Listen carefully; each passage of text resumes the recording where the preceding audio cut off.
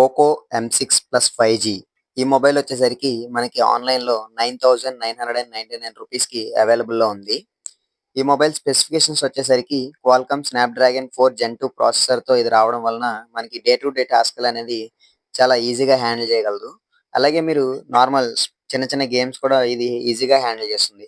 Display విషయానికొస్తే 120 hertz refresh రేట్‌తో 6.79 inches full HD LCD డిస్‌ప్లేతో ఇది రావడం జరుగుతుంది.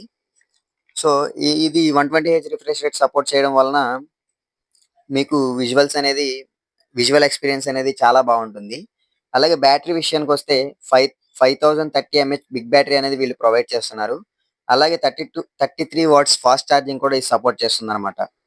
సో, ఇది 5000 ఎంహెచ్ బ్యాటరీ రావడం వలన మీకు ఫుల్ డే అనేది ఈజీగా వ ఫు ఫుల్ వర్కింగ్ డే అనేది ఇది ఈజీగా హ్యాండిల్ చేయగలదు. ఇంకా స్టోరేజ్ విషయానికొస్తే 6 జీబీ ర్యామ్ ప్లస్ 128 జీబీ స్టోరేజ్‌తో ఇది అవైలబుల్‌లో ఉంది. అలాగే కెమెరా విషయానికొస్తే 128 MP high resolution main camera plus 13 MP front camera అనేది వీళ్ళు ప్రొవైడ్ చేస్తున్నారు. కెమెరా 108 ఎంపీ బ్యాక్ మీకు సెల్ఫీ కెమెరా అంత మంచిగా పెర్ఫార్మ్ చేయకపోయినా బ్యాక్ కెమెరా అనేది మీకు గుడ్ రిజల్ట్ అనేది ఇవ్వడానికి ఇది ఎక్కువగా ఆస్కారం ఉంది.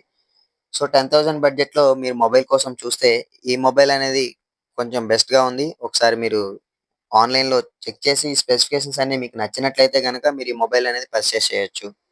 ఓకే. ఈ వీడియో ఎంతవరకు చూసారంటే మీకు నచ్చిందనే అనుకుంటున్నాను. నేను ఎక్స్‌ప్లెయిన్ చేయడంలో ఏమైనా తడబాట్లు ఏమైనా ఉంటే నాకు కామెంట్ చేసి చెప్పండి. నేను సరి చేసుకుంటాను. సో, వీడియో నచ్చితే లైక్ చేయండి. సబ్స్క్రైబ్ కూడా చేసుకోండి. పక్కనే ఉన్న బెల్ ఐకాన్‌ని ఆన్ చేస్తే గనక బెల్ ఐకాన్‌ని ఆన్‌లో పెట్టుకోవడం వల్ల మీకు నేను వీడియో పెట్టిన వెంటనే మీకు నోటిఫికేషన్ అనేది వస్తుంది.